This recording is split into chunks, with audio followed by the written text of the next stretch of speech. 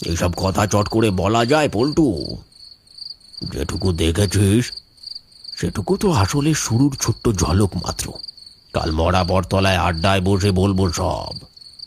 কাল নয় খুড়ো, এখনই বলো। ছোট করে হলেও কিছুটা বলো, আমাদের বুকের মধ্যে তো আগুন জ্বলছে। গল্প করতে করতে সবাই বাড়ির পথে রওনা দিয়েছিল ঠিকই, কিন্তু ন্যাপা আর পল্টুর মনটা একেবারে অস্থির। নদীর মধ্যে যা ঘটেছে তার ব্যাখ্যা তারা কিছুতেই খুঁজে পাচ্ছে না। অন্ধকার নদীর বুকে হঠাৎ করে জেগে ওঠা পিশাচেরা, মৃত মাছের গন্ধে ভারী হয়ে ওঠা বাতাস, সব যেন দুঃস্বপ্নের মতো।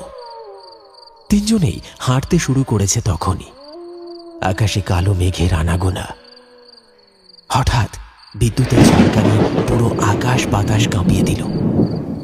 এক মুহূর্তের জন্য চারপাশ ঝলসে উঠল, আর তারপর নামলো ঝমঝমিয়ে বৃষ্টি। সর্বনাশ! যেই ভয়টা পেয়েছিলাম সেটাই হলো। এবার যে জলে ভিজে ভিজে বাড়ি যেতে হবে। ওখুড়ো, ওই দেখো দূরে একটা ছাউনি করা মাচা দেখা যাচ্ছে। চলো এখন ওইখানে গিয়ে মাথাটা বাঁচাই। বৃষ্টি থামলে না হয় বাড়ির দিকে যাওয়া যাবে। হ্যাঁ খুড়ো, পল্টু ঠিক কথা বলেছে। আর এই তালে তুমি বরং পুরো ঘটনাটা খুলে বলতে পারবে। চলো চলো। তারা ছুটে গিয়ে আশ্রয় নিল সেই মাচার তলায়। মাচার উপর সবাই যে যার জায়গা করে বাগিয়ে বসলো গল্প শোনার জন্য। পুরো গল্প বলার আগে একটা বিড়ি ধরিয়ে নিয়ে তাতে বেশ কয়েকবার লম্বা লম্বা টান দিতে লাগলেন খুড়ো। তারপর এক মুখ ধোঁয়া ছেড়ে গলা চড়িয়ে বলতে শুরু করলেন,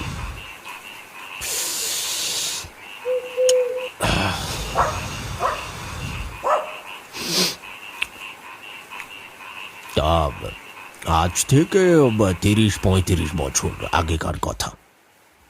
তখন বাবার সাথে এই নদীতেই মাছ ধরতে আসতুম।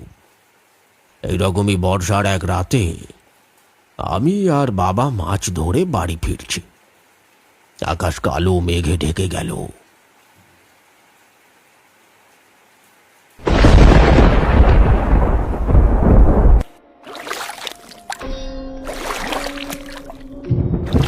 ও বাবা, ওই দেখো আকাশে যে কালো মেঘ ঢেকে গেছে, প্রচন্ড বিদ্যুৎ চমকাচ্ছে। এবার কি করব? তুই সরে আয়, জিনিসগুলো ভালো করে ধরে বস। আমি পাল বইছি, আর একটু গেলেই নদীর পাড়ে পৌঁছে যাব। তারপর বাবা পাল টানতে লাগলো।